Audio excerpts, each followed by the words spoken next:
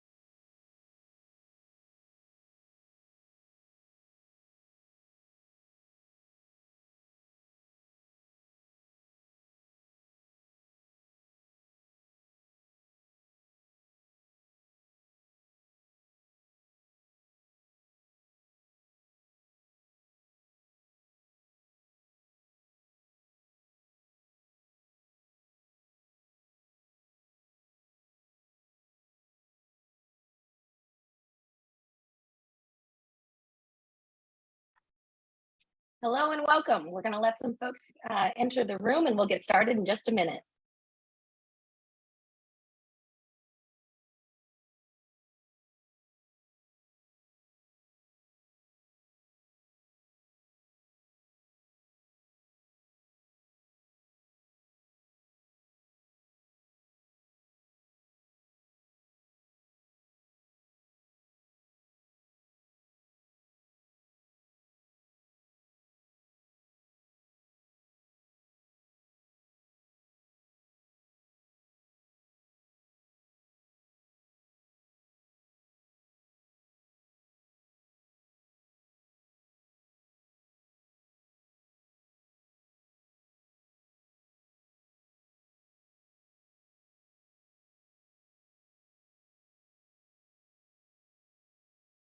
Welcome, everybody. Thank you so much for joining us for this second in a 4-part series webinar produced by the Black Institute Group. We thank our sponsor, Audacious, for participating and supporting this effort. And it looks like we're going to get started. So again, I thank you and welcome you to our webinar. We're going to be speaking to you for an hour and a half, promptly ending at 8. Just to give you a little overview and housekeeping, my name is Kristen Jordan. I'll be your host for tonight and helping you through this process. I'm an attorney, an advocate, an entrepreneur, and a real estate professional in the cannabis industry. And I currently am the owner and founder of a real estate brokerage firm called Park Jordan LLC, which services the cannabis space. And I am the founder of the Asian Cannabis Roundtable, a professional networking organization. I'm so pleased to be with you tonight and to introduce very esteemed colleagues and professionals that are also servicing the cannabis space as we dive into and talk about the cannabis ancillary industry, or as the Black Institute would call it, it's not just a nickel bag. So in terms of housekeeping, we're going to take questions as we go. So please use the chat function for comments and conversation back and forth, and then reserve the Q&A button down at the bottom for your questions. We will be taking those again as we talk, so feel free to put those in as we go. So as an overview, we are going to hear from Leah Bailey from Audacious. She's going to give us a presentation on the cannabis industry, both US and international. She's going to also talk to us a little bit about US federal policy, and then she'll segue into ancillary business services. At roughly 7:15, we'll transition and we will talk about the ancillary industry with our panelists, Cheryl Murray Powell, Cecilia Yetteren, and myself. And then we'll conclude again at 8 o'clock. So let's get started. Let me share my screen. Okay. So again, in terms of an overview, tonight's program is called The Cannabis Industry. It's not just a nickel bag. And I will be providing contact information for all of our panelists at the end. In addition, the presentations that we're going to be showing you will be available and will be sent to all participants, in addition to a recording of the event. So first, I wanted to just welcome you back and thank you for attending the first workshop. Tanisha Walker-Miller helped to moderate that panel discussion and really gave you sort of an overview of how you established your business in New York City and what the requirements might look like. In addition, I believe she touched on the requirements for the current conditional adult use retailer license that's available for justice-involved individuals and nonprofit organizations. So that's a great segue into talking about our discussion this evening, where we'll give you sort of a broader overview of the industry generally, and then we'll talk to you about what we call non-plant touching ancillary parts of the industry that don't have the same regulatory requirements or onerous issues or concerns that the plant touching part of the industry has. Okay, all right. And so again, as part of the overview, we'll hear from Leah in just a couple of minutes, and she'll talk to us about the cannabis industry generally. And then our panel discussion, we're going to talk about all of the different industries and supports and services that the ancillary or non-plant touching side of the cannabis industry offers as opportunities for us here as we're building out our nascent industry. So Leah, if you don't mind, I'm going to turn this back over to you in just a minute. Did want to also remind everyone of the Black Institute's mission statement and the fact that we are here gathered together as a testament to the leadership of the Black Institute and the importance of organizations like the Black Institute to take on these Herculean education opportunities for our industry. In terms of the impact that the Black Institute has had, just as a reminder, TBI was founded in 2010 to advocate on behalf and for the new coming global majority based on changing demographics around the world. It was built off the belief that issues for Black people are issues for everyone. And certainly in cannabis, we know that to be true, and we look forward to this discussion. So without further ado, let me invite, please, Leah Bailey to our stage.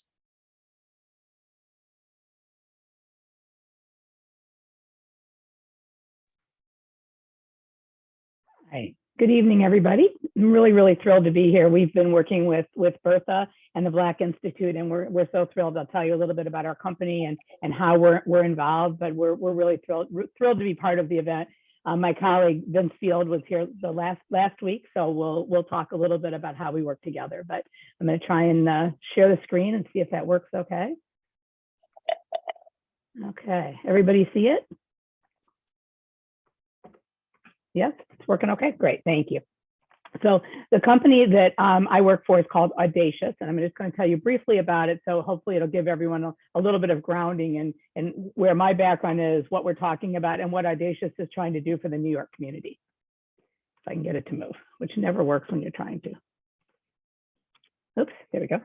Okay, so Audacious is really, I laugh because our founder, I think, has a thing about AU, must be gold. The company he was with before was Aurora. Our real name is ASA. That's our name on the exchange. But we renamed ourselves Audacious to try and talk about what we hope to accomplish in the industry about a year ago. So who we are a multi-state operator. We're not one of the big ones that you've heard of, but our founder is Terry Booth, who founded Aurora. And Audacious was originally a spinoff of Aurora. If you guys are familiar with it, it was one of the really large $14.5 billion Canadian companies. They spun off Audacious to be their U.S. arm. In the meantime, the two companies have separated, but our CEO did come from Aurora. We have a footprint in Nevada, California. We are in New York, which we'll talk about, and then also New Jersey. We just won cultivation and manufacturing social equity licenses there. So in terms of the parts of our company, which I think is relevant to what we'll be talking about, we own 51% share of ALPS. ALPS is the group that built all of the Aurora properties. They're a preeminent indoor agricultural facility builder. So we think that certainly gives us the ability to help in terms of how to go about building cultivation facilities. Lots and lots of experience, 100 million square feet in private and government projects. Green Therapeutics is our company in Nevada, and it was also an acquisition and really an outstanding processing company. They've won every sort of award you can imagine for processed products. Loose is a brand from California. I always am kind of amazed by this. So as you all know, the beverage market is growing leaps and bounds. It's small, but it's growing. It's a 2-ounce, 100 milligram shot, which I can't quite imagine using, but people in California seem to like it. We have Golden Triangle Health, which is our foray into the Asian market, which we're super excited about. We're working primarily in Thailand at the moment. And then in New York, we have two things going on. So we have a joint venture with the Native American group, the Mohawks, which are up at the north of the state. And that's vertically integrated because on Native American territory, we are able to do that.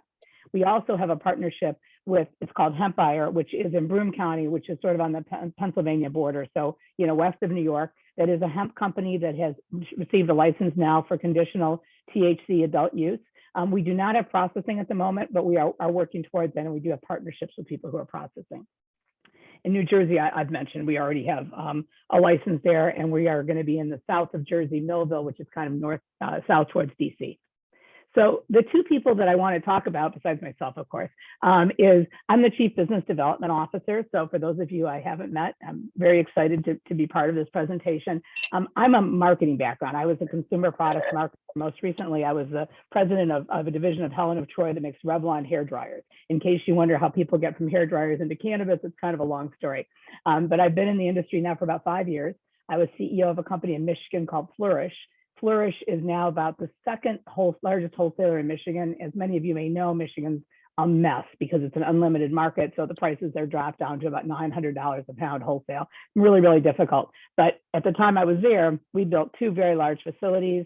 One was indoor, one was greenhouse, have the largest dispensary still in the state in Grand Rapids, Michigan. I think with Detroit coming online with social equity, applicants have finally gotten through. It took a really long time that hopefully one of those guys will take over. But my experience in cannabis is significant in that I started with nothing in terms of just some land, and we built a pretty large company. And then I joined Audacious about 1.5 years ago, Chief Business Development Officer. So I'm in charge of M&A, regulatory, and marketing. So it's kind of a weird group, but as part of that, we're really trying to develop everything we possibly can to support social equity, and that's how we got involved with Bertha. Vince Field, who those of you who were here last week, we are so fortunate to have, and we'll talk in a second about how he can help, is really the preeminent regulatory applicant attorney in the country. He's won over 80 plus licenses in limited license markets, all for other people, a lot of them for social equity, and frankly, most of them for social equity. He's been really active in New Jersey already, Pennsylvania, Maryland, Michigan, Missouri, Utah, and Illinois, so all over the place. He's a civil rights attorney, and the only way he would join the company is if I promised him that we could write as many applications as possible for people in New York who wanted to apply for dispensaries. So I mentioned we're a cultivator and a processor. We are avid supporters all the way through the entire organization for social and economic equity, and hopefully we'll prove that and not just talk about it.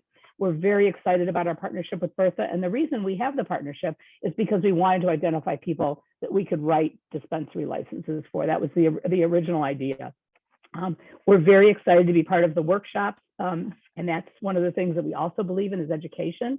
And I think also Charlene, I believe I saw you in the participants, we're working with Charlene and her team at the New York Cannabis Business Chamber of Commerce to identify candidates who we can, again, write dispensary applications for or work with them to give them input into them. We really hope after the 150 are done, which are due next week, that we can do more with all of you. But there's no charge. It's just something that we feel really strongly about. So if anyone's interested in having either our opinion or helping us write something for you or work with you in any way on the dispensary applications in New York, please either reach out to myself or Bertha or somebody, and we'll really be happy to do that in any way we can.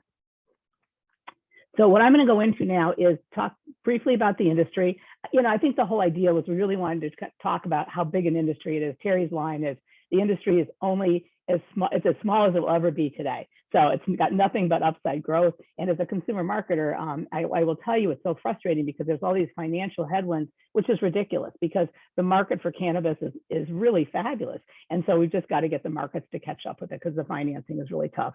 Then I'm going to talk a little bit about some of the areas of direct industry support, and then also some of the even further out ancillary areas that I think are all part of the cannabis industry.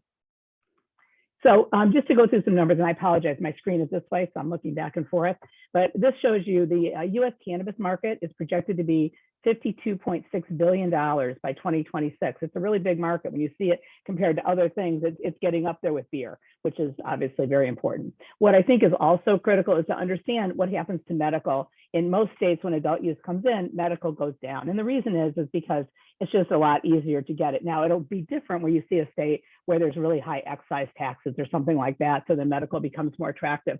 But for the most part, you're always going to see growth that is greater in the adult use market. So you'll see adult use going to 37 billion and only a really, really small slope over there on the left going to 15.6 in medical. So the growth is coming from adult use. In terms of the states, and I'm sure most of you know this, but what I think is important is that 77% of the US population lives in some form of legal market, which is pretty impressive. 68% of people in a Gallup poll support legalization. And I don't know why they did 26 plus, but they did 26 plus, 16% use cannabis. So in terms of legal medical, there are 18 states. In terms of legal medical and adult use, 19. Only 13 are not doing anything. And this is an interesting fact too. Texas represents 50% of the no action. I mean, to me, and Texas has a little bit of CBD going, but that's really going to be an opportunity when it happens. We do think in the next year, Delaware, Maryland, Missouri, Ohio, and Pennsylvania may go to adult use. So I think the pendulum is shifting in the right direction. In terms of, and you guys probably covered this last week, but right now in New York, there's 3 licenses that are really available. The cultivator processor, which is sort of where we're playing, the dispensary, which I hope a lot of people are playing in. And then in the future, there'll be consumer delivery, excuse me, and some other things. There'll be some distribution and things like that. But right now, the only 3 applications that are available are those 3 on the left, which I'm sure is not new news to anybody. So I think this is sort of interesting too. When you look at the number of US cannabis businesses in 2022, and a lot of this comes from the MJ Biz Fact Book, which has some pretty interesting numbers in it. You can see that in the orange are the plant touching, and in the blue are the non-plant touching, the ancillary, which a lot of which today is about. And I think what's interesting is you're seeing the growth in the non-plant touching at about 61%, whereas the plant touching is only 59%. So the ancillary is really, really becoming a major part of it. We're going to shift over then in the middle to the plant touching businesses breakdown. What I want to really point out though is testing labs, which are critical. I'm going to talk a little bit more about those in a minute. There's only 300 in the whole country. So that's a really, really big opportunity. It is plant touching, it's not ancillary. But you can also see that the big numbers here are the wholesale cultivators. So that's the 25,000 number, retailer 12,000, manufacturers much less, because a lot of those wholesale cultivators are also manufacturers and processors. And then vertically integrated, the 2,500, which would be a Florida or the medical people that are in New York right now. So it's really, as much as we talk about it, it's a pretty small factor in all of this. And then the last point that I think is so important is you're going to see the employment from cannabis growing. They're projecting to 825,000, which is a 60% increase over where we are right now from 520,000. So lots of opportunity in terms of jobs. Also things you may know, but I think it's important to always go back to it, is what products are in the market. And flower is still 50% of the market. And this is overall in terms of the United States. Vape pens are continuing to be number 2, edibles, pre-rolls, concentrates all around 10%. You'll see the beverages coming up, but it's still really a flower and a vape market for the most part. Quickly on international, just because we're part of it, and I think we thought it would be interesting for you to see about it. again, it's a great market to be part of because there's nothing but upward opportunity. There's so much growth and so much that's going on. The market for global is estimated, and this is not including US, 51 billion. US is 52.6 billion. So you can see US is a major part of this. And all of our Canadian friends in my company, we have lots of Canadians, are just kind of amazed by how big the US is. But what's happening right now, Europe, Asia, Latin America, in Europe, Luxembourg, Switzerland, Germany are all coming on. Asia, we think, is a huge opportunity, which is why we're operating in Thailand right now. CBD has a lot of opportunity with beauty and healthcare, kind of my background, general consumption. And then Latin America is doing some interesting things where Colombia can actually export. So they're doing a lot of exporting to places like Germany and Asia as well. And I think when you look at this overall, you'll see that the AU is smaller though. Adult use is only 59%, whereas it's 70% of the US, but I think that'll probably change over time. And one more thing, and then I'll take a breath and see if there's any questions. So in terms of what's going on in the industry, I'm gonna start at the bottom. The Safe Banking Act, and this is one that I have to tell you, if you guys have any interest in trying to do something to help this industry, and I just heard from a congressperson, call them, don't email them, don't write them, call them. Call your congresspeople. The House has passed the Safe Banking Act 3 times, I think, but it's up for the Senate. The question is, do they think it'll maybe happen in the lame duck session, which would be in November? I hope, because this is what's keeping this industry down. You can't use credit cards. Bertha, you asked a question about banking. You can't get bank loans because none of the big banks will do it. You might be able to get a regional bank or a co-op or something like that to work with, but without that Safe Banking Act, it's going to be really, really difficult to fund this industry and to have it grow. So I think that's the most important. Just talking about the other ones real quickly, the MORE Act, obviously very important, and that's one that Kamala Harris has been behind. So that's to decriminalize and deschedule cannabis, which is obviously critically important. We have to keep pushing for state legislation. We have to make sure that New York has rules that make sense, and that other states. I live in Illinois, and our rules are not so great. They were great for the MSOs. They're really crummy when it comes to the social equity applicants. Federal legalization, I think it's a ways off, and I hope it happens. But in the meantime, I think we've all got a really legitimate industry. But the banking is the one thing I would be calling every congressman I knew about. Before I go into the different parts of the industry, are there any questions? No? Okay. All right. Kristen's going to tell me if there are, so I'll keep going. So these are the little closer in industries that everybody should think about. I've talked about testing.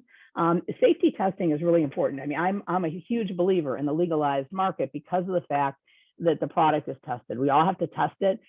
Probably with the way it's working in New York, at least for us, we're going to have to test it when we grow it, but before we send it to the processor, we'll have to test it once they make whatever they're making out of it, whatever distillate or whatever that they're processing, and then we'll test it again a 3rd time when the product is final. So lots of testing, very important to put that information, obviously required by the state of New York on the product. So anyone who's got any interest in chemistry or that type of an area, I think testing is just something that it's so important. The state mandates it, and I think it's really the backbone of why the legalized industry is important.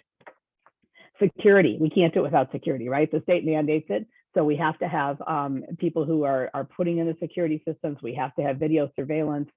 We have to have security guards. We have to have safes and vaults and all of those things as well. So I think security is another area where there's an awful lot of employment opportunities. Kristen, is there a question? I'm thinking you came on for a reason. Yes, we do. And for some reason that my chat is disabled. So there is a question. What license is Audacious applying for? And are you looking for minority partners? It's a great question. Thank you. And we do have minority partners in New Jersey. We have a social equity license. And I wish I could say yes. We actually already have our partner. We had to partner. We applied to the hemp to THC license. So our partner was a hemp farmer for the past 2 years. So we are approved with a conditional license. All these licenses are conditional. So we are approved for the cultivation through the hemp partnership. So we're set there. We are looking though for processing opportunities. So if somebody, because we can't process because our particular hemp cultivator was not processing before. You had to process hemp in order to be able to process THC right away. So we're looking for a partnership there. And we're really looking for partners from a dispensary standpoint. So whether we help you with the application or we just get to work with you and be somebody who helps supply you, we would love to work with anyone who is interested. So, please let me know. Okay. Seed to sale, which I think, again, I'm sure you guys know a little bit about, but having been in this industry, BioTrack is what New York uses. I had Metric in Michigan. We have BioTrack in Illinois.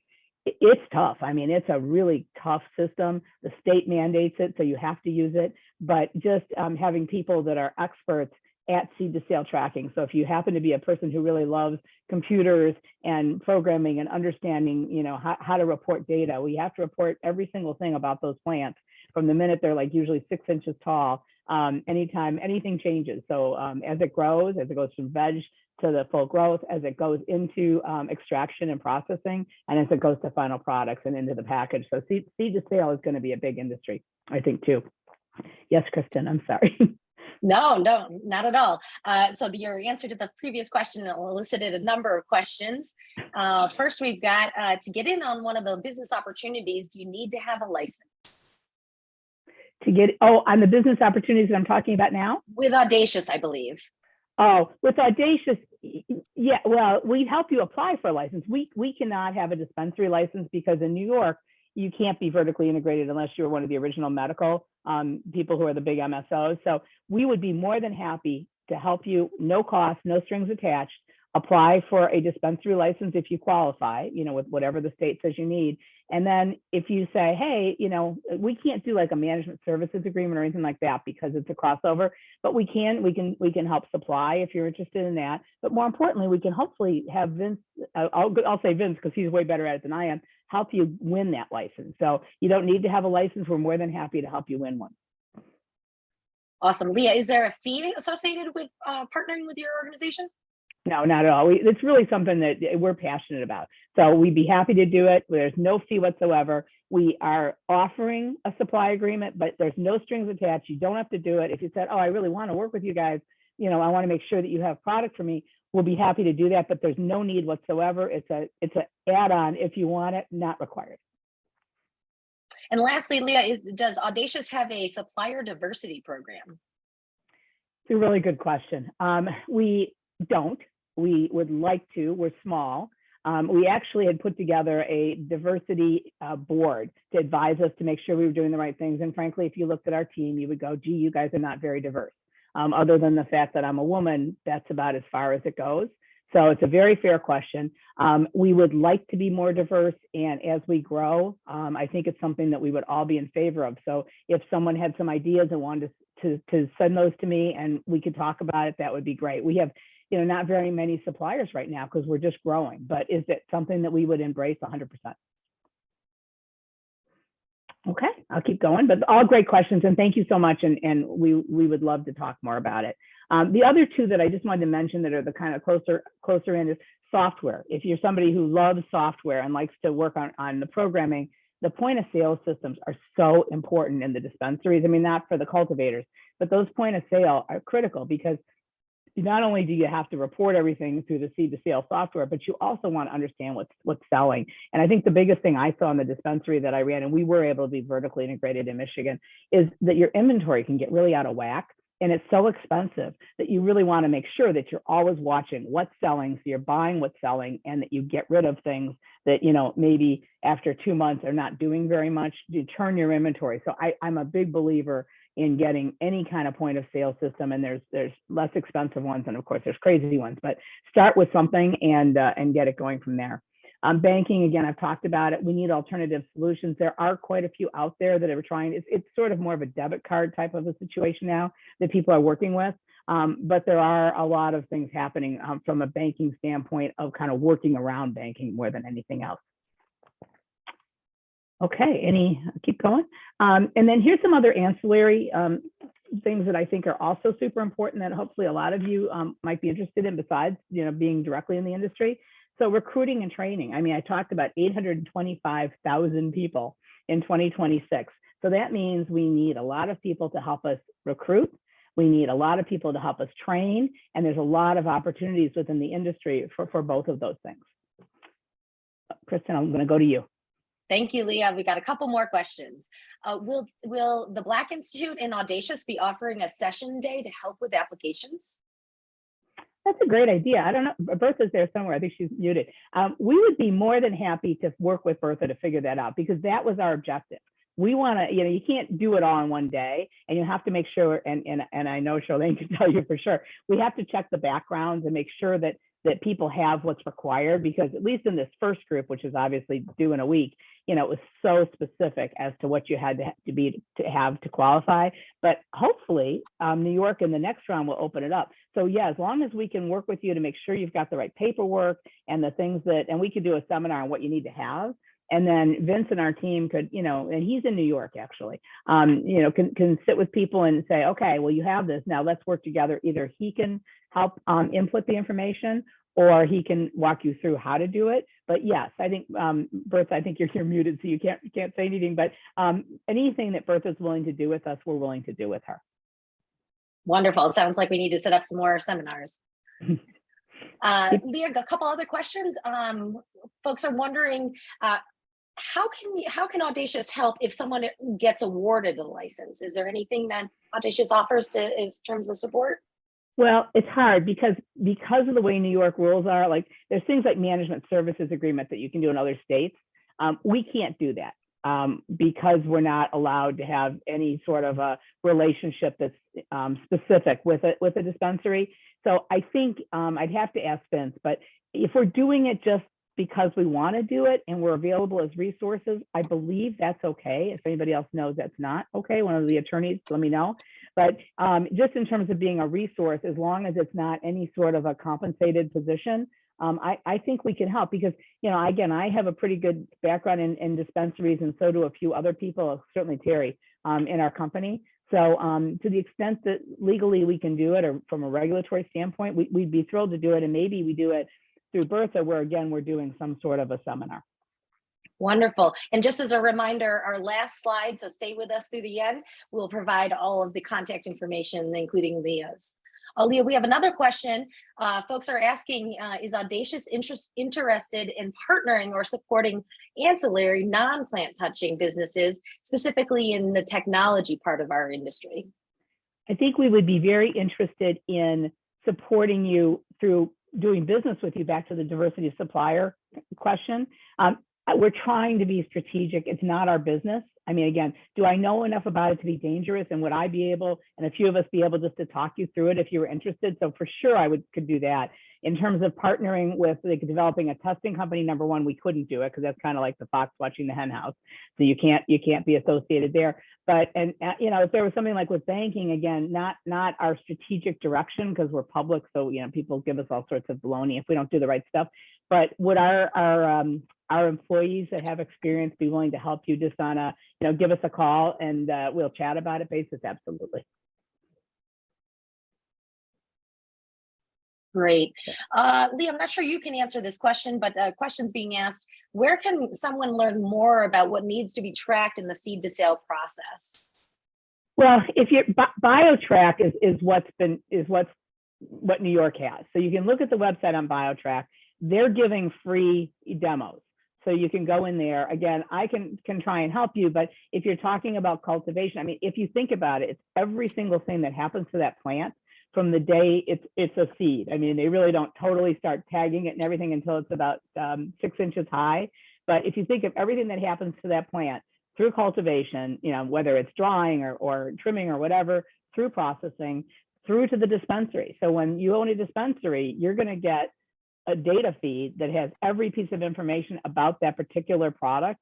And you'll know, like, obviously the content of the THC and the CBD or all the other cannabinoids that are part of it. And then when it's sold, it's going to have a tag on it that tells you exactly what it was. And all of that, as a dispensary owner, you also need to enter into the system. If you can get a POS system that integrates with BioTrack, that's going to be the best. Great. And folks are asking, again, I'm not sure if you're able to answer this, but are there any licenses specific to veterans? Boy, come to Illinois, we had them. But I have not seen, I don't know if any of the rest of you know that, I have not seen anything in New York that was veteran specific. So I don't know, but I'm not aware of any. Kristen, we you, do you know, know? Yeah. yeah, we do know in the MRTA that that veterans as a class will be considered social equity, but we do not True. have the regulations for that. So there's nothing currently available that is specific to veterans unless you are a justice involved veteran. Right. And say Native Americans, same thing, exactly. Women are the same thing too, I think. Okay. All right, I'm almost done.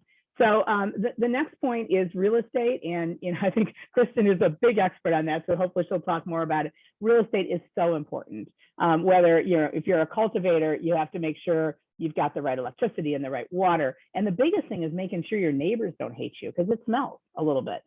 So it's important to be there. You have to make sure. New Jersey's been awful because there's so few places that will allow you to come in. There's been a lot of cities that have said no cannabis.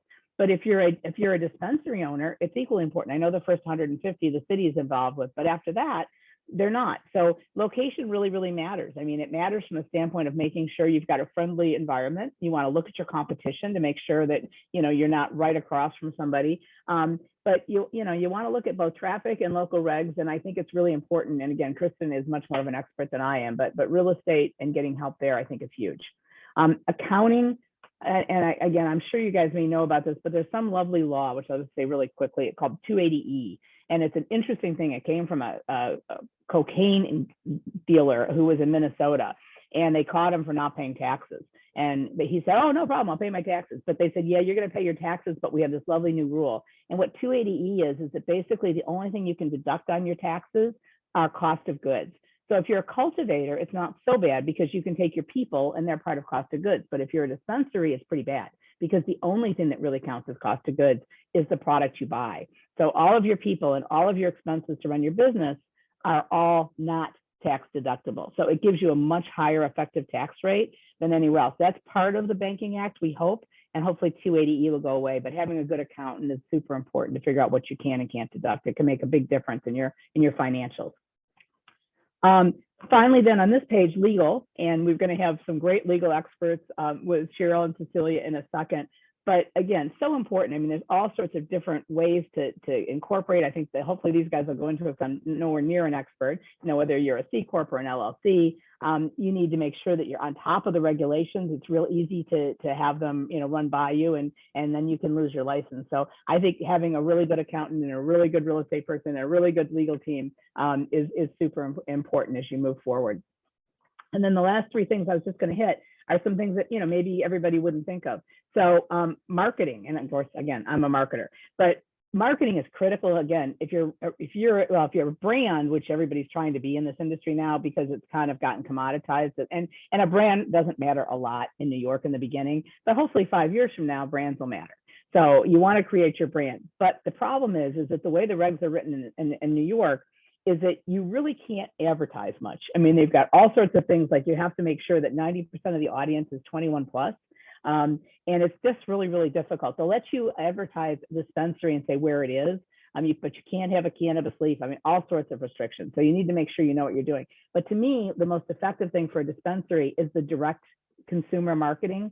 So it's making sure that when your clients are there, you're getting their names and you're getting their emails and you're putting into some sort of a customer retention management system so that you can actually communicate with them and you can send out promotions, and hopefully your vendors will also have promotions that they'll support for you. But you can't do traditional advertising, and New York is pretty tight on that, in my opinion. Packaging, same thing. It's really kind of amazing what New York did on it. You can't have neon colors. You can't have bubble letters. You have to have your brand in the same color as the name of the product. It's really, really tough. And they've got every warning in the world, of course, on it. But it's got to be, and this is a good thing. It's got to be post-consumer recycled material or all recyclable material.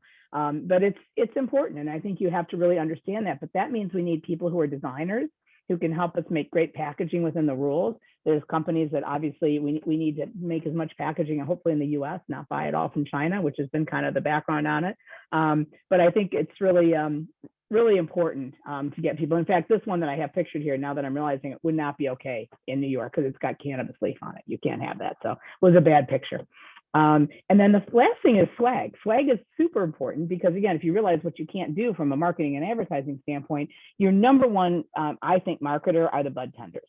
So if you're a cannabis brand, and this is important for those of you who are in the dispensary, your employees are the ones that we all want to go talk to because they're the best advocates. So we want to make sure that we give them swag and that we have them think of our brands, and we do, you know, whatever sampling we can, and that we are able to get in there and talk to them why our brand is better than other brands, because when they're talking to the consumers, that's going to be, I think, the most influential opportunity that anyone has as a marketer. So swag tends to be, you know, pretty much usually for the bud tenders, you can sell it. You can sell swag in your dispensary. There are restrictions in New York that are pretty significant, so you have to know what those are. But, you know, people who make T-shirts and hats and all of those things, there's an opportunity there too. So we like to say, together we are audacious. We're thrilled to be part of this effort. We're thrilled to be part of New York. That's my contact information, but I think Kristen's going to send it out as well. And I am done unless there's some more questions.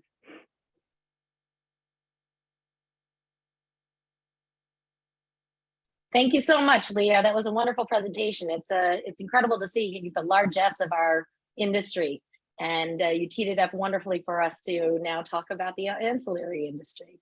Very good. Well, thanks so much. Thanks so much for having me. Thank you. And so we'll call up to the stage, please, my good friends, Cecilia Yetteren and Cheryl Murray Powell. And as they're coming to the stage, let me pull up my presentation. Forgive me 1 second. Okay. All right, ladies, I'm excited for this panel discussion because I've known these women for a long time, and lest anyone tell you otherwise, there are women and women of color in this industry, and we are here. So again, thank you to the Black Institute for putting this panel discussion together.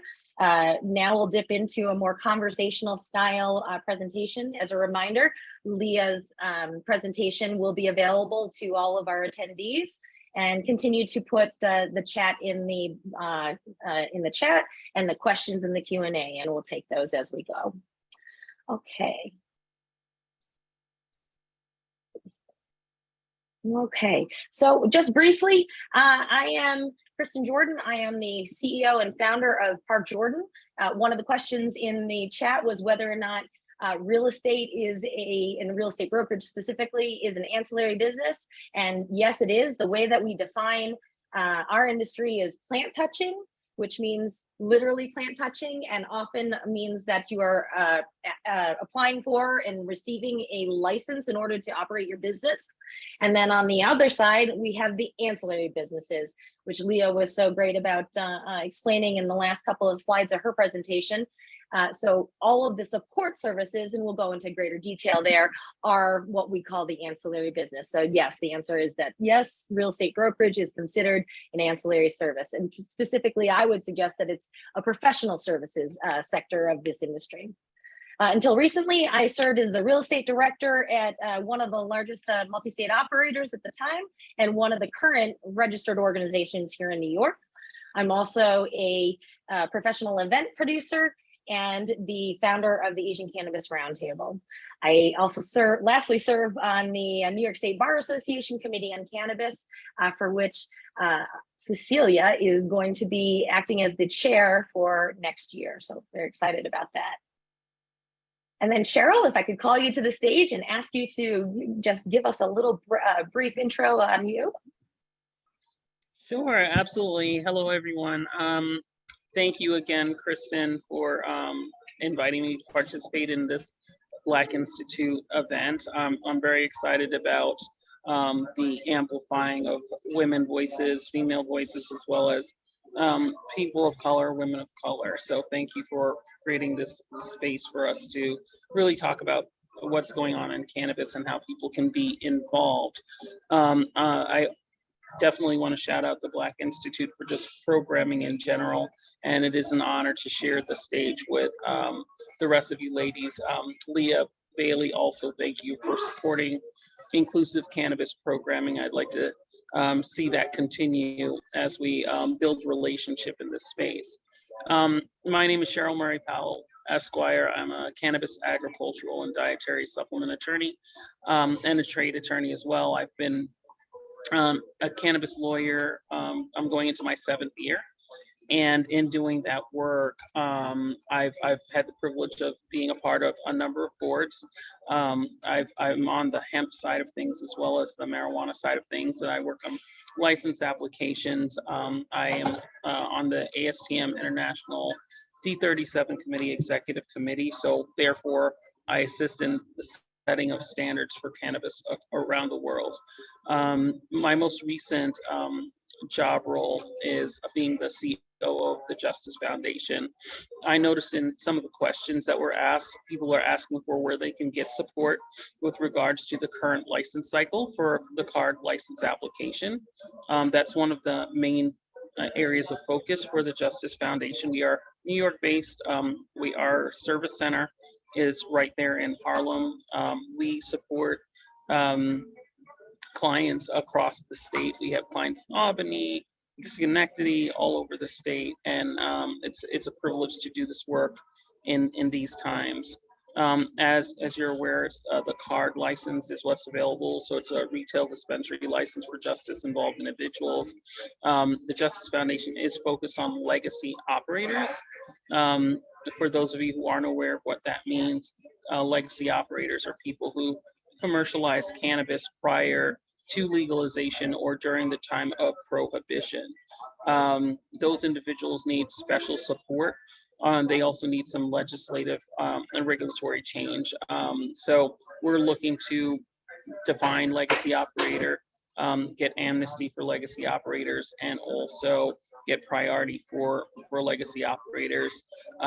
We do, in response to the questions asked, we do provide support in our service center for people who are trying to apply for the card license with the deadline of September 26th.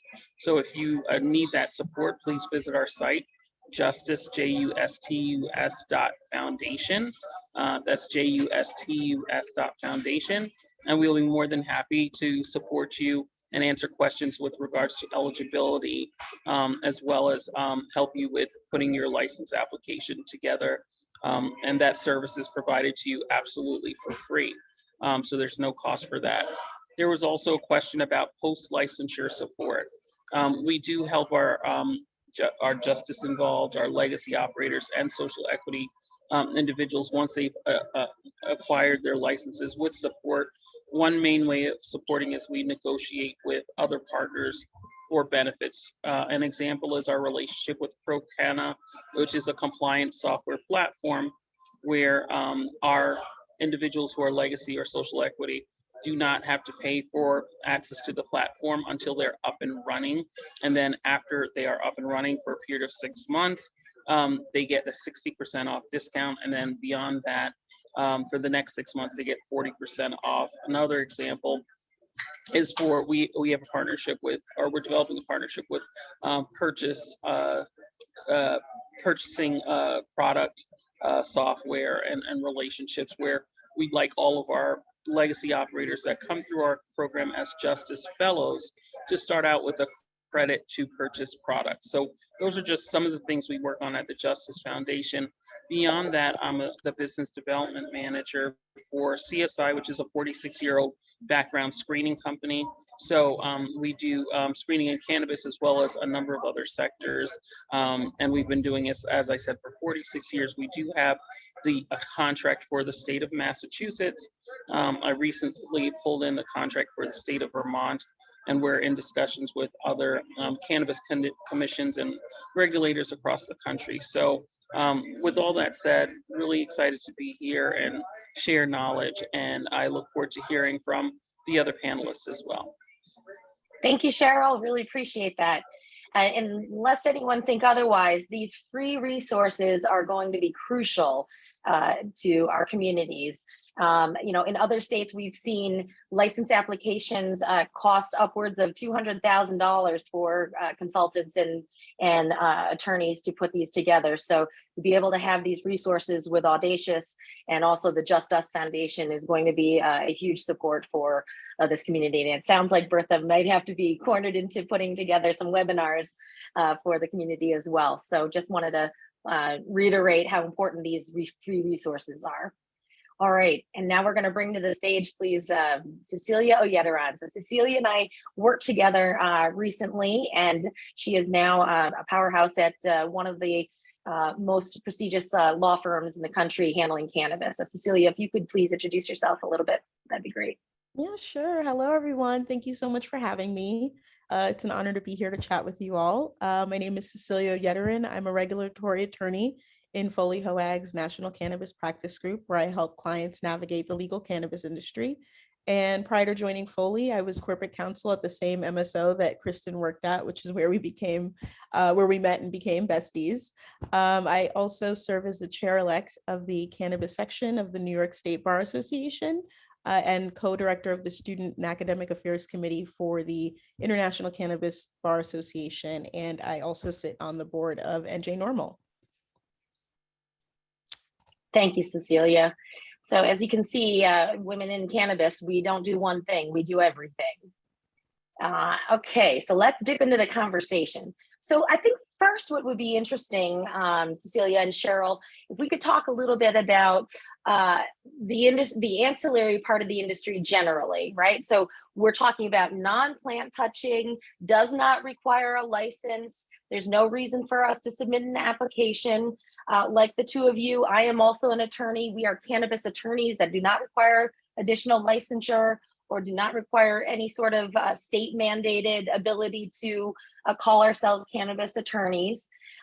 So wanted to just talk to you guys a little bit about what does it mean to be in the ancillary space and specifically cannabis? Now, obviously we know about some restrictions for being a cannabis operator, a business that is plant touching and that has a licensure.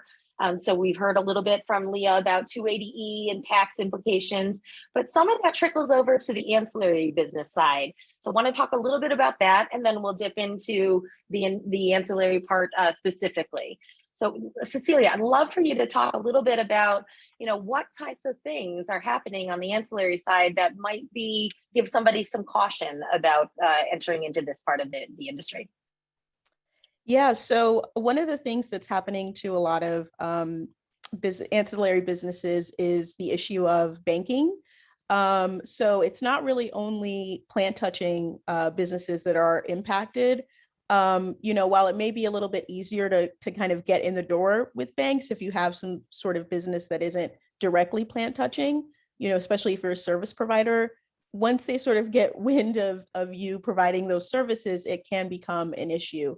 So it's been interesting to see how some of my other colleagues in the space who also offer ancillary services have been trying to navigate that as well. So that's definitely something to be aware of.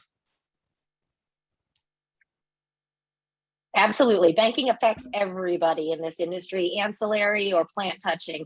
Personally, I've only worked for one plant touching company, but all of my event production and education platforms, my nonprofit organization, I've lost 5 bank accounts over the last 6 years. Cheryl, do you have anything else to add to some of the cautions? Yeah, absolutely. So, just, framing the ancillary conversation, it's very trendy to want to apply for a cannabis license where you're, doing part of that supply chain for plant touching activity. But there's a tremendous amount of value, revenues, and career pathing opportunity by getting involved with the ancillary space. There are a number of reasons why people would choose ancillary over, going for a license or in conjunction with going for a cannabis license. First of all, a lot of what we're already doing in our regular lives or in our regular careers fit very nicely into the cannabis industry as an ancillary area. Ourselves as attorneys, we are examples of that, where we would be attorneys regardless, but we have a passion for the plants and we want to elevate the conversation around cannabis and protect people and help people find opportunities. So it just made sense that as attorneys we became cannabis attorneys. So what you're currently doing may fit very nicely into the cannabis industry. Another reason people might get involved is they may not be eligible for licensure. my work with the legacy community, there's some people who are, returning citizens. They're, meaning they were formerly incarcerated. Some of these individuals may have, offenses that are won't permit them to ever have a cannabis license, but they can find work as otherwise law-abiding citizens in the ancillary field. Also, with that taken into account, there's some of the areas that are shown on the slide are very helpful, but even when you look at education, there's so much funding available for cannabis education, so that's another area that people are encouraged to get into. When you look at even staffing and human resources, there's a huge range in the jobs related to onboarding new employees and human resources. So there's a tremendous amount of opportunity there. Besides staffing, besides education, just looking at marketing, as we become more innovative as an industry, there's a lot of opportunity some people just do digital marketing and that's it. Some people are looking at, penetrating traditional marketing areas as well. So like television, radio, print advertising, doing documentaries as well. There's a huge area in the research area of cannabis.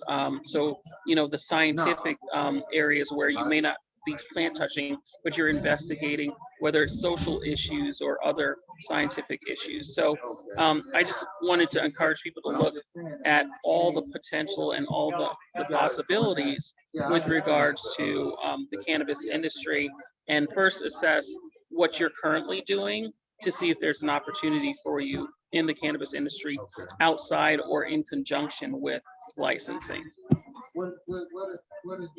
Yeah, and just, Thank you, Cheryl. Oh, sorry. Sorry, just if I could jump in. So one of the things I also wanted to mention is an issue that kind of comes up a lot, being an attorney in this space, is that a lot of people, enter the industry and they already have other businesses that they're operating. And the question becomes, do you enter the space under that same entity? Or, even if you're planning to apply for a license, we highly recommend that you start a different entity, because you can run into 280E issues, once you start getting involved in cannabis. So you don't want to necessarily mingle the business that you have that's non-related to cannabis with your cannabis work. So I just wanted to flag that. And just to also add on to what Cheryl was saying about sort of other ancillary opportunities, compliance is a major one, and you don't have to have a legal background to necessarily enter that. Because it's such a heavily regulated industry, there are many, many businesses that are looking for people to help them make sure they're following the rules. So that's definitely another area to enter the space through, as well as technical writing. A lot of these plant touching businesses are required to also have a very extensive set of standard operating procedures, and they can use assistance putting those all together. So that's another area. And environmental sustainability, that's going to be a big one, especially in New York. That's definitely something that the regulators are really trying to push and encourage new operators to take on. So to the extent you have an interest or background in environmental work, that could definitely be a great opportunity as well. So we'll go over some of these more specifically, but for this slide, I thought what was interesting is that this slide comes from Viridian Capital Advisors, one of the financial firms in the space that does a lot on tracking investment opportunities in the space. And this article, when we send this through to you as attendees, you'll be able to click on this link and follow up on the article. But this was just published a couple of weeks ago, or excuse me, a little over a month ago. And I thought what was interesting about this is that so many of these areas that angel investors are looking to invest into are exactly what we're talking about. the ancillary side of this industry: real estate, software, media, investments, consumption devices. These are all ancillary businesses. There are very few on here that are actually plant touching. So it's interesting to see where the money is actually going with respect to our space and how those raises are happening. All right, so we'll move on to the next. This slide I think is also interesting because as we talk about banking being an issue, you look at the plant touching businesses versus the ancillary businesses when you're talking about access to capital, and really you're seeing that there's not a whole lot of difference. So access to capital for plant touching and ancillary is super challenging in terms of banking. Cecilia, Cheryl, if you have anything else to add, please do feel free. Yeah. Sorry. So one, I want to say that Kristen, along with you, I also lost 3 bank accounts. So it is, even though I have never had a license in plant touching other than I probably had 6 or maybe around 8 hemp licenses, but I've never had any marijuana related licenses. I've lost 3 bank accounts. But also when we're talking about investors and doing raises, it's really, one thing that I want to make clear is, especially for the Black Institute, you should try to get as far as you can get without investment as possible. If you, especially with the card license application, it's a very simple application. It's the simplest one you'll ever see. There are some complications with it, but you can do that as long as you have the $2,000 and you can utilize free services, you can do that on your own. The best thing that you can do for yourself is hold off on investment as long as possible, so that when you get to that point that you have your license in hand, that you have increased bargaining power, and that you can be in a position from, you're not approaching trying to get a license, you actually have a license in hand, and then you are in a better position for bargaining for whatever your deal is with investors that may be bringing their knowledge to their table, like Leah had alluded to, their funding to the table. But you want to do as much as you can by yourself and wait for that investment opportunity, so that you can have as much control of your business as possible. Thank you, Cheryl. Yeah, just to second that, absolutely. Definitely take advantage of to the extent that you can, the free resources that are offered, especially on the application side. If you do end up applying, those fees can really rack up. So to the extent that you're able to access those free services, definitely take advantage of that, because you don't want to give up your equity too early. It is very, very precious and valuable. So you definitely want to try and bootstrap as much as you can before it gets to that point. So we've got a couple of questions on the banking issue. So the first question is, will all banks shut down your accounts? The short answer is no, not all banks will shut down your accounts. However, it's a dance, and no one is suggesting that anyone should deceive a bank, right? But that is an issue. That's an issue, and certainly that's not the advice that we're giving. However, as a real estate brokerage firm, my specialty is cannabis, but I'm a real estate brokerage firm. And that is the way that I present to my bank, that we are a real estate brokerage firm. Our specialty was not asked, so we do not offer that. And so I still have a bank account today. I also am very cognizant and aware that the bank was going to look at my website when they were going through the process of vetting me for that bank account. So my website does not have our specialty on that either. So we're very careful about the way that we present ourselves to the banks. So the short answer again is no, not all banks will shut you down. Cecilia, you have any other advice for obtaining a bank? Yeah, there are some cannabis friendly banks, but just be prepared to go through a much longer sort of diligence process. With traditional businesses, you can even sometimes just go online and open a bank account, like easy peasy. But with cannabis, it usually is just a much more, or anything related to cannabis. It can be, even at cannabis-friendly banks, a much more involved process. They're legally obligated to do a lot more diligence, so just be prepared for that.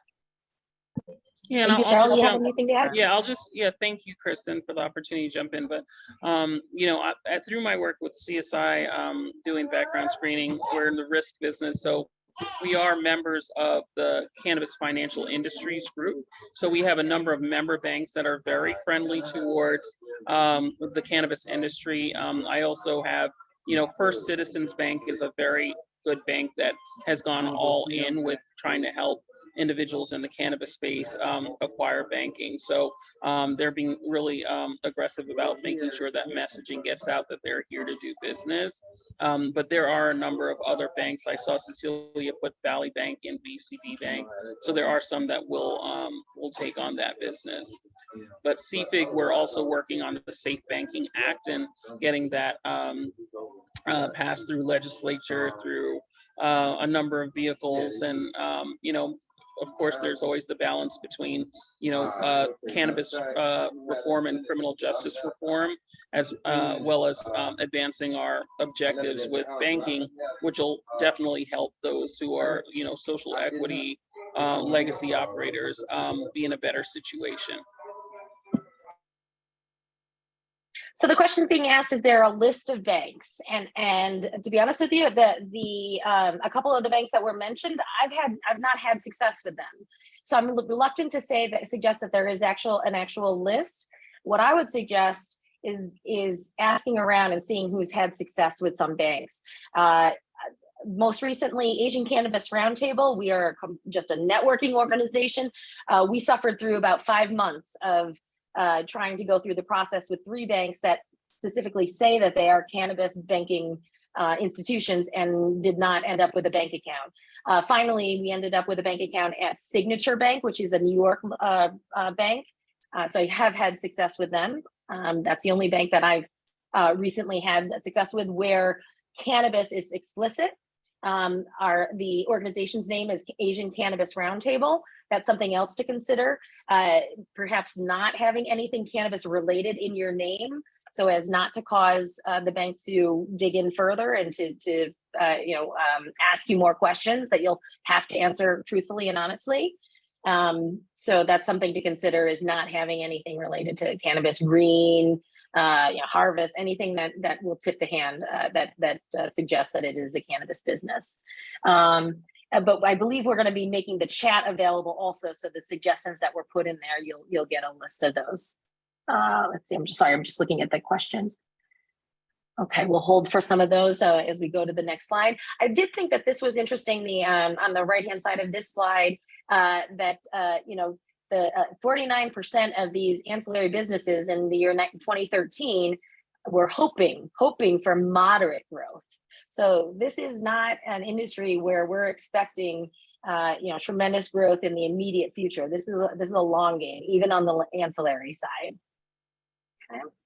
Okay, so now we're going to dig in. Now we're going to talk specifically about opportunities. And this is where it gets a little bit exciting for me. We have the experience of our West Coast colleagues and advocates and activists. So I've touched base, and I'm sure the rest of the panelists have sort of done some homework to consider some of these innovative different ideas.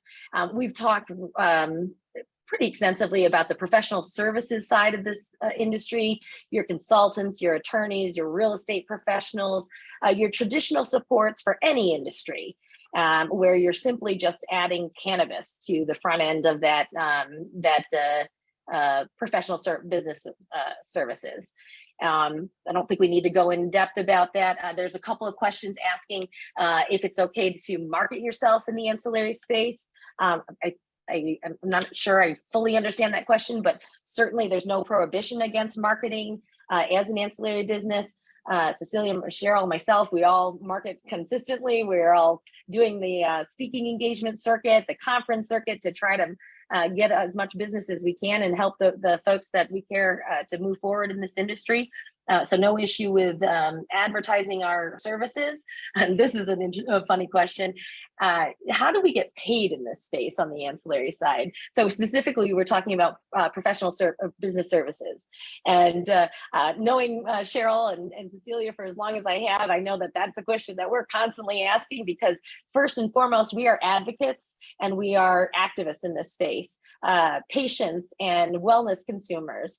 So this is very personal to the three of us. Another reason why I chose these panelists, because we care about this, not just as a paycheck, but also as part of our communities and very much a part of our activism life. So let me pose that question to you, Cecilia. How do we get paid as professional services ancillary business owners? That's a good, I guess I'm trying to understand the question, like, how do we like make sure we actually end up getting paid once we engage someone, or just how do we like find clients? I mean, I think I'll just go with the clients one for now. Marketing is definitely key. Going to events, putting yourself out there, not being shy to let people know what you have to offer, the experience you have to offer. And then, you know, as you bring on clients, you know, and more get more business, that also becomes a referral source. So just getting out there, just, yeah, putting yourself out there. And yeah, I've definitely had a lot of success just by showing up and being in the room, you know, and raising your hand. There's a lot of people looking for a lot of help in this industry. Cecilia, I wonder if the question isn't also that as ancillary professional services businesses, we're accepting money from cannabis operators. So maybe that's the question. Got it. Okay. I see. That's a good question. I mean, candidly, I haven't run into any issues. You know, so I may not be the best person to ask, because I'm sort of anchored at a larger firm that does offer services in other industries, even though I exclusively focus on cannabis. So we haven't had any issues accepting wires from our cannabis clients. We do not get paid in cash. It's all checks and wires, and there haven't been any issues.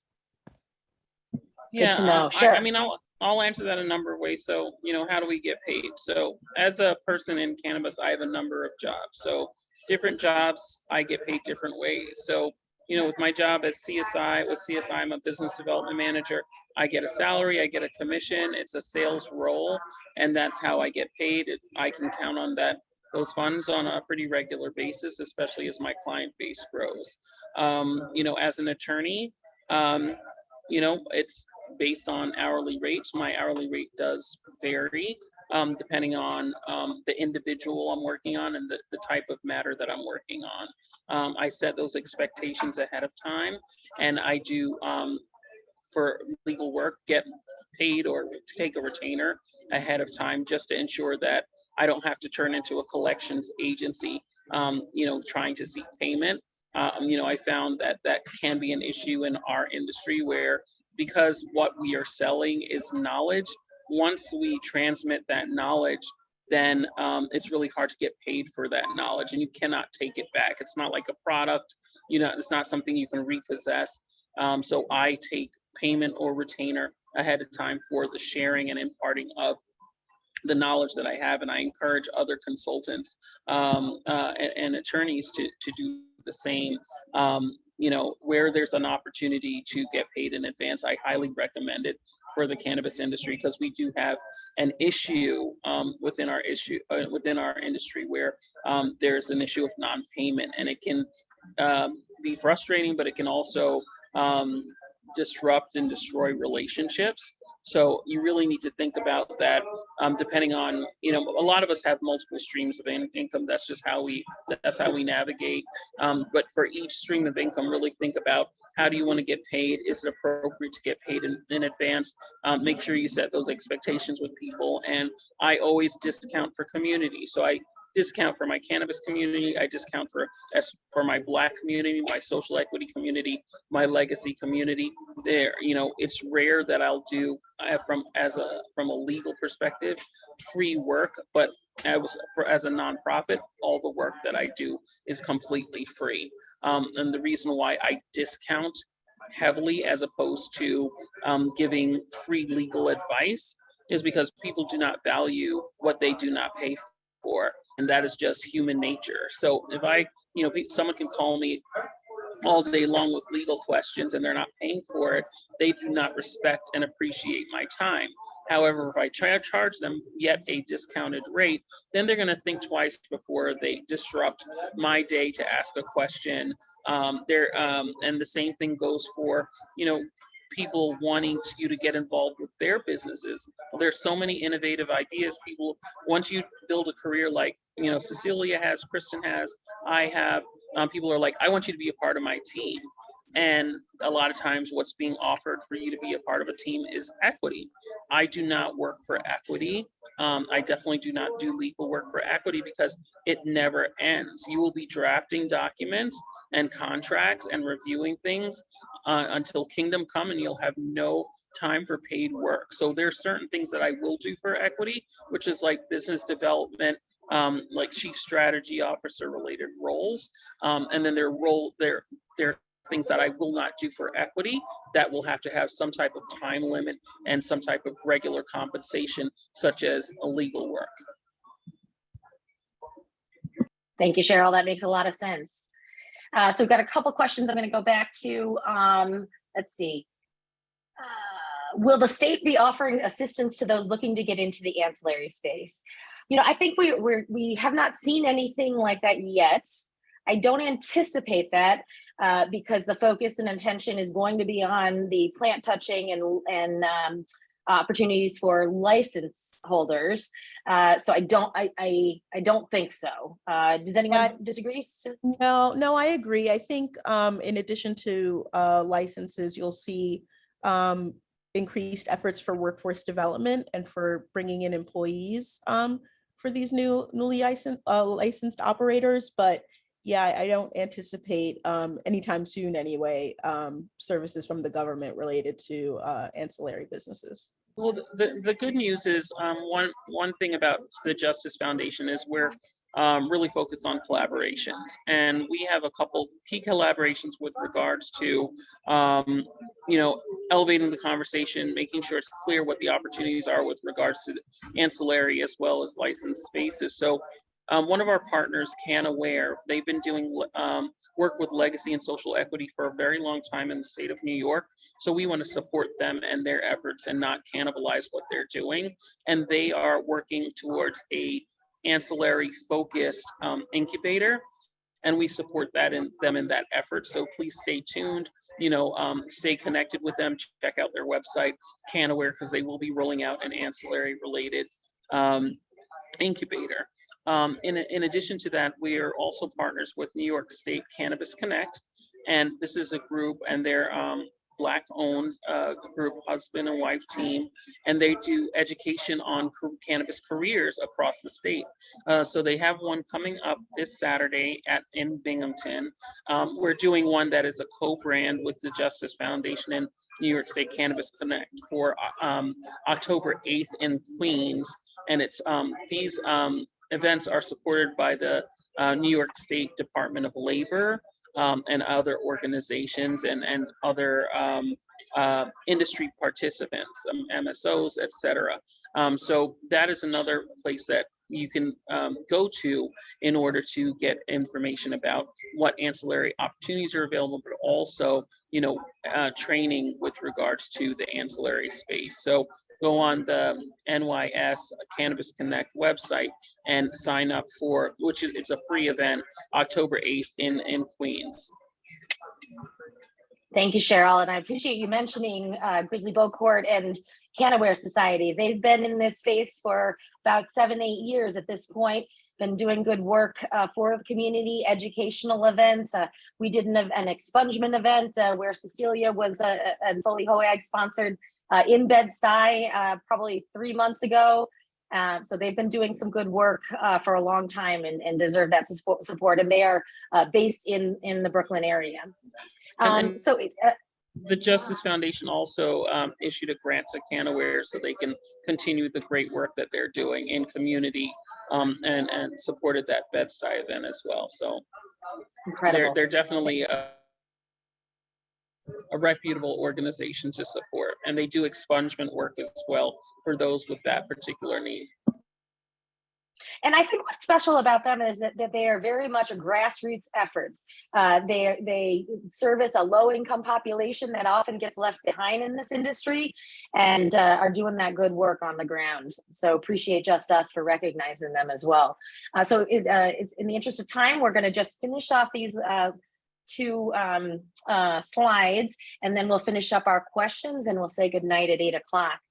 So just moving on from our list, we talked a lot about the professional services side. Packaging and labeling, I think, is very interesting. It's a dynamic part of this industry and very closely aligned to the regulations for each state.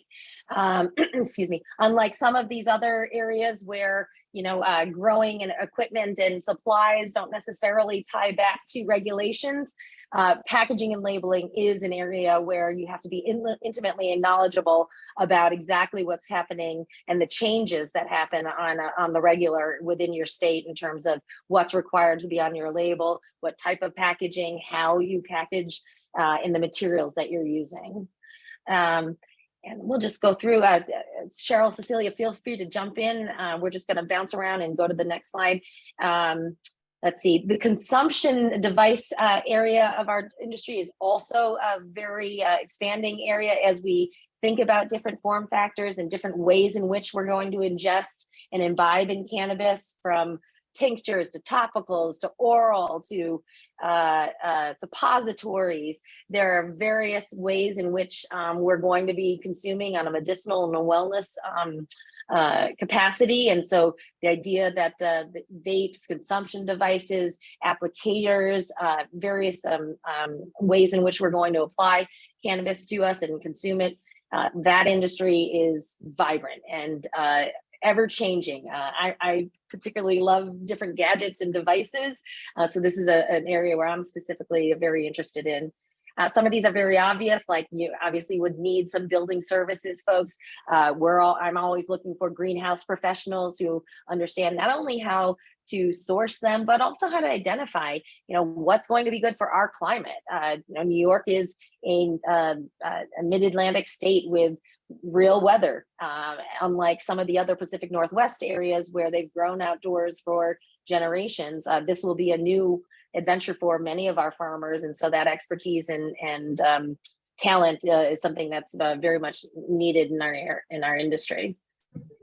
I'll just jump in really quickly with regards to policy and government related work. I didn't see that there, but I think a lot of us on this call got our start and our involvement with the cannabis industry from being advocates, being activists, being there at our state capitals and our nation's capital, really advocating for change.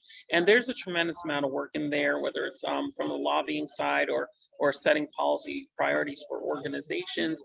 But with regards to our industry, the work is not complete. There's a lot that needs to be done. So I also want to encourage people to, I always use the term, like, we don't want to be rocked to sleep where we think we've already arrived and there aren't these opportunities with regards to government relations and advocacy and even lobbying to ensure that we are continuing to move in the right direction with legalization, as well as inclusion, diversity, language, social equity, and legacy prioritization. So I just want to call attention to an area that a lot of us have got. That's where we got our start, and there's still a tremendous amount of work to be done. So you can find your place there as well. That's right. And just and sorry if you don't mind me jumping in. Just to also add on the government side, I would also encourage you to apply for your minority business enterprise certification, because as the industry continues to grow, the government will continue to issue RFPs looking for service providers for various things and government contracts. So you want to make sure that you're in a position to hopefully obtain those. So just something else to throw out there. Absolutely, Cecilia. And hopefully we'll see some sort of a definition that allows businesses that don't have that specific certification of the MWB but might otherwise qualify, because I understand that there is a lag time leading up to getting that certification in New York. So hopefully they'll take that into account and allow those that would otherwise qualify to receive that qualification. Just some more ancillary businesses and categories that I really I think are interesting. Events, tourism, and hospitality. To me, that is an area where I'm really excited to see what's going to happen in New York. We're hearing about potentials for wedding destinations that will incorporate cannabis, Airbnbs. There are spas that are considering, if the regulations would allow for it, to apply topical applications of cannabis in your treatments there. Food and beverage, catering, there's talk of festivals, parades, all kinds of things around that, which I think are really interesting. One of the businesses that I used to talk about in a presentation that I used to give years ago about businesses that were started with less than $25,000 is a business that was started in Portland, Oregon, where it is a bike tour. So the founder set up with a bike rental company that you would come and you'd rent your bike. They gave you a poncho in case it rained, and then you'd tour 4 different dispensaries for which the tour guide had a relationship with a little bit of a discount. And then everybody, so you go on this tour, you shop in your dispensaries, you get your education, and then you end up at an ice cream shop and you enjoy your purchases and your tour. And that kind of business does not require any sort of license. There is no sale of cannabis in that. It is simply a tour. Something like that could happen in New York City for sure. Another business that I think is really interesting, I love this idea for cleaning services, both the physical cleaning of office space, retail space, your industrial cultivation facilities, your processing facilities, but also cleaning your consumption devices. So there are a number of companies. There's one called, I think it's Dr. Bong or Bong Butler, I think is what it's called, in Virginia. I was doing some research the other day and found that one. And essentially, somebody comes to your home and a scheduled appointment, and they collect all of your glassware. They take it, they clean it, and they return it to you for a fee. That is something that, again, does not require a license, doesn't even require real estate necessarily, and is something that, somebody brilliant should call me up and tell me that they are starting, because I would love to take advantage of a service like that. So there's a lot of creative ideas around the industry that, again, are ancillary, that don't require a license, that don't necessarily require, extensive capital or legal review or documentation. There's a lot of real grassroots startup type of businesses that I think people should think more and more about. Education, of course, is something that the Black Institute obviously appreciates and understands is important for this industry. It's also a way that folks could create a business and support education. There are grants now available from places like the Cannabis Workforce Initiative, CWI, which is a quasi-governmental organization through Cornell University. There are grants, I believe, that will be coming available from the city as well for education opportunities. And then lastly, organizations. So we've heard a lot about the Just Us Foundation. That is an advocacy organization that works directly with impacted people. Cheryl was recently appointed as the executive director of that organization, and we made her come home to New York to help us get up and running and get our communities the resources that they need. Cecilia has been involved in various organizations and is helping to start a number of affinity groups. You've heard about the Asian Cannabis Roundtable. These are all advocacy / trade organizations / affinity groups, all supportive of continuing this community and rolling out this industry. So let me turn again to the questions. I'm seeing a question about insurance. So it's interesting. The question is whether insurance companies are going to charge higher rates. I would say the first question is, will your insurance carrier even cover you as a cannabis operator or a cannabis adjacent ancillary business? That's your first question, is whether or not they will actually cover or provide coverage for your industry. For my industry, for real estate, we're seeing title insurance companies coming out in handfuls, not droves, but in handfuls, because they see opportunities to service this industry. So we are seeing here and there. And the short answer is yes, you probably will see an increase in the premium if they do carry cannabis, because again, we are a federally prohibited industry at this point. Cecilia, Cheryl, do one of you want to answer the question of whether or not, so we did touch on this about using the word cannabis in your name, in your business name. The question asked is your name important in terms of banking and the way that you carry yourself as an ancillary business? Yeah, I think the way I'm going to answer the question now is very different from how I would have answered in 2016, 2017. I think I am a fan of full transparency at this point, because we have seen some movement and there are some banks that are aggressively seeking out our business and accepting our business. Now, the fact that we need to jump through an additional hurdle or two in order to get that banking, that's something that we can accept.